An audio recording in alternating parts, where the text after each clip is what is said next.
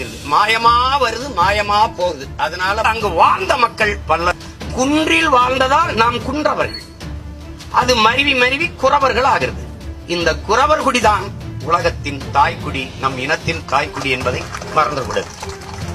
இந்த குறவர் குடியை இன்றைக்கு தாழ்த்தி தாழ்த்தி வீழ்த்தி அடையாளம் தெரியாம அழிச்சிட்டான். இந்த குறவர் எங்க இருக்கிறான்? இந்த அக்கி பிக்கின்ட்டு மகாராஷ்டிரால இருந்து மராட்டிய மன்னர்கள் கூட்டிட்டு வந்த இந்த நரி பிடிக்கிறது, பூனை பிடிக்கிறது, காடகவுதாரி பிடிக்கிற இந்த குறவர்களோடு நம்மளை சேர்த்துட்டான். இப்ப எங்க வந்து துண்டிக்கணும்? நம்மகிட்ட அதிகாரம் வந்தவன நீ வேற நான் வேற, இவன் என் தாய்க்குடி, இவர் குறவர் என் தாய்க்குடி, நம்ம துண்டிக்கணும். அந்த போராட்டத்திலையும் போய் பங்கேற்று போராடினேன், நான் பேசினேன். ஏன்னா வரலாறு என்னை வழி நடத்துது. அவர்கள் தான் குறவர்கள். பிறகு அங்கிருந்து மலைகளிலிருந்து நகர்ந்து நகர்ந்து இடம்பெயர தொடங்கும். கீழே இறங்கி வர்றோம். காடும் காடு சார்ந்த இடமும் முல்லை என்று அழைக்கப்படுது. அந்த முல்லை திணையில் முல்லை மலர்கள் அதிகமாக இருந்ததா அந்த முல்லை திணை. மலைகளில் குறிஞ்சி, இப்பவும் ஊட்டி கொடைக்கானல் எல்லாம் நீங்க போனீங்கன்னா குறிஞ்சி மலர் பூக்குது, அதனால குறிஞ்சி திணை. கீழே இறங்கி வர்றோம். அங்க ஆடு மாடு மேய்த்தல் முதன்மை தொழிலா இருக்குது. குறிஞ்சி திணையின் தலைவனும் இறைவனும் முருகனாக இருக்கிறார். கீழே இறங்கி வரும்போது ஆடு மாடு மேய்க்கிறோம். அதுக்கு மூலம் எது? மழை. கரு கரு கரு என்று இந்த மேகம் வருது, அப்படியே மழையை பொழிஞ்சிட்டு மறைஞ்சிருது. மாயமா வருது, மாயமா போகுது. அதனால மாயோன் அங்க தெய்வமா இருந்து வழிபடப்படுறான். மால் என்றால் கருப்பு. வணங்குகிற தெய்வத்தை மரியாதையோடு பெருமையோடு அழைக்க வேண்டும் என்று திருமால் பெருமாள் என்று அழைக்கிறோம். இது நன்கு என் உடன் பிறந்தார்கள், என் உயிருக்கினியவர்கள் தெரிந்து கொள்ளும். இப்பவும் நம்மல்ல பெரிய கருப்பன், சின்ன கருப்பன், பெரிய மாயன், சின்ன மாயன், பெருமாள், திருமால் என்று பெயர் இருக்கிறதுக்கெல்லாம் காரணமா இந்த மாயோன் தான் பின்னாளில் கண்ணனாகி கிருஷ்ண பரமாத்மாவானதெல்லாம் அப்புறம். இதுவரை ஒரு குழப்பம் இருக்கு. கவியரசு கண்ணதாசனே கண்ணா கருமை நிற கண்ணா என்று ஒரு படத்துல பாடுறாரு. இன்னொரு படத்துல நீல வண்ண கண்ணா வாடா என்று பாடுறாரு. கண்ணன் கருப்பா ஊதாவா என்று இன்னும் குழப்பம் தெரியல. ஆனால் நம் இறைகள், நம் கடவுள்கள் கருப்பு தான். நம் கடவுள் கருப்பு தான். நமக்கு பேய் தான் வெள்ளையா இருக்கும், சாமி எல்லாம் கருப்பாத்தான் இருக்கும். அங்கிருந்து கீழே இறங்கி வர்றோம். அந்த நிலத்துக்கு வர்றோம். அங்க மருத மரங்கள் அதிகமா இருக்கு, அதனால் அது மருத நிலம் என்று அழைக்கப்படுது. அந்த இடம் பள்ளமாக இருப்பதால் அங்கு வாழ்ந்த மக்கள் பல்லர்கள் என்று காரண பேரிட்டு அழைக்கப்படுகிறார். அங்கு வாழ்ந்த மக்கள் ஏறும் போரும் எமக்கு தொழில் என்று வாழ்ந்தவர்கள். இது தாய் குடிகள். எது? குறிஞ்சி நிலத்தில் வாழ்ந்த குறவர்கள். அடுத்த நிலம் பாருங்க, மருத நிலத்திற்கும் குறிஞ்சி நிலத்திற்கும் இடையில் இருந்த முல்லை நிலத்தில் வாழ்ந்ததாலேயே காரண பெயரால் இடையர்கள் என்று நாம் அழைக்கப்பட்டோம். இடையர்கள்னா தாழ்ந்தவன் நினைச்சிடக்கூடாது, அது எல்லாம் காரண பெயர். மண்ணும் கல் தோன்றி மண் தோன்றல.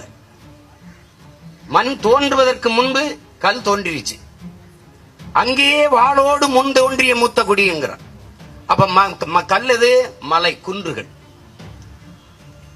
அந்த குன்றுகளில் வாழ்ந்த மக்கள் குன்றவர்கள். அந்த திணை நிலத்தின் தலைவன் முருகன். அவன் ஏன் முருகன்? காடு மலைகளில் குன்றுகளில் மரங்களில் ஏறி ஏறி இறங்கியதால் தசை முறுக்கேறி இருந்தான். அதனால் முருக்கன் முருகனாகிறான். வேளாளர் என்று பெயர் எது வருது? அது சாதியின் பெயர் அல்ல. வேளாண்மை செய்வதால் வேளாண்மையை குறிக்க வேளாளர்கள் என்று வருது. இந்த போராட்டத்தில் நான் பங்கேற்க கூடாது, போய் பேசக்கூடாது என்று இவன் தம்பி அறிவிச்சான்ல செந்தில, அன்னையிலிருந்து திட்டான். ஒரு தம்பி வஉசி பேரவையிலிருந்து பேசுறேன்னே, நாங்கெல்லாம் உங்களுக்கு ஆதரவு. சரிப்பா, அதுல என்னப்பா பிரச்சனை அப்படின்னு. நீங்க ஏன் அந்த போராட்டத்துக்கு போறீங்க? தம்பி, நான் போகாம வேற யாரு போவா? நான் தான் போவேன். நாளைக்கு உனக்கு ஒன்னால் நான் தான் வருவேன், வேற ஒண்ணு வரமாட்டான்.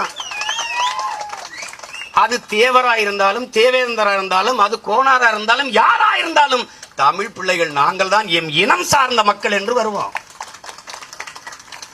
கேட்டான், வேளாளர்னா என்னப்பான்னு கேட்டேன். வேளாளர்னா வேளாண்மை செய்யறவர் அப்படின்னு.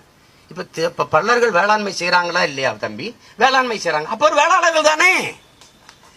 இங்க பாரு, இங்க ஒவ்வொருத்தனுக்குள்ளும் இடையன் இருக்கிறான், கோணார் இருக்கிறான், மீனவன் இருக்கிறான், தேவேந்திர வேளாளன் இருக்கிறான்.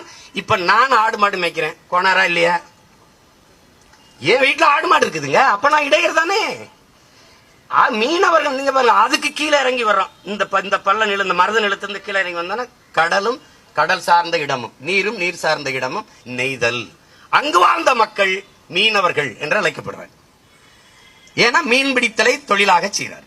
கடல் வேளாண்மை நல்லா கவனிச்சுக்கணும். இந்த 4 குடிதான் தாய் குடிகள். இதிலிருந்து தான் இத்தனை சமூகமாக நாம் கிளைத்து தழைத்திருக்கிறோம். இதை நான் மட்டும் இல்ல, இதே கவிக்கு ஐயா அப்துல் ரஹ்மானும் வலியுறுத்தி பேசியிருக்கிறார். நீங்க வலைவெளியில் இருக்கு, தட்டி பார்க்கலாம். இது வரலாறு. இந்த நெய்தல் திணையில் வருணனை நாம் தெய்வமாக வழிபடுகிறோம். மருத திணையில் இந்திரனை தெய்வமாக வழிபடுகிறோம். அதனால் தேவ இந்திரன். அதனால் அந்த இந்திரனை வழிபட்டதனால் எங்க தேவேந்திர குல வேளாளர் என்று அறிவிங்க. இதான் இங்க இருக்கிறது, இதை தெரிஞ்சுக்கணும். இப்ப இதுல இருந்தான் தேவருங்கிற. தேவருங்கிறது சாதி பெயர் இல்ல, அடையாளம். கல்லர் மறவர் அகமுடையர் என்பதுதான் சாதிய குறியீடு. தேவர் என்பது அது பட்டம். அது மாதிரி தேவேந்திர குல வேளாளர் என்று எங்களை அழையுங்கள் என்று சொல்றோம். இதுல உனக்கு என்ன பிரச்சனை நான் கேட்டேன். அவ்வளவு ஒரு மகத்தான மனிதன் வாவு சிதம்பரனார் என்ற நம் தாத்தன் பிறந்த சமூகத்தில் பிறந்துட்டு நீ இப்படி பேசலாமா தம்பி? நீ இப்படி பேசலாமா? எனக்கு கவியரசு கண்ணதாசனுடைய பாடல்கள் மிகவும் பிடிக்கும். அதில் ஒரு பாடலில் ஒரு வரி எனக்கு பிடிக்கவே பிடிக்காது. அது என்ன வரி? உனக்கும் கீழே உள்ளவர் கோடி நினைத்து பார்த்து நிம்மதி தேடு. இந்த வரியை நான் எதிர்த்துட்டேன். எனக்கு கீழே யாரும் இருக்கவே கூடாது. அதுல எப்படி எனக்கு கீழே இருக்கான்? ஒரு சொல்லுவான், நீ என்னப்பா காலுக்கு செருப்பு இல்லைன்னு நினைச்சு கவலைப்படுறா, காலே இல்லாதவனை நினைச்சு சந்தோஷப்பட்டுக்க. காலே இல்லைன்னா நான் சந்தோஷப்பட மாட்டேன். என் தோலை அவனுக்கு துணையாக கூட தூக்குவேன். நீ என்ன அதுல போய் எப்படி சந்தோஷப்பட முடியும்? எனக்கு கீழே எவன் இருக்க கூடாது. பெரியார் அவர்கள் என்ன சொல்றாங்க?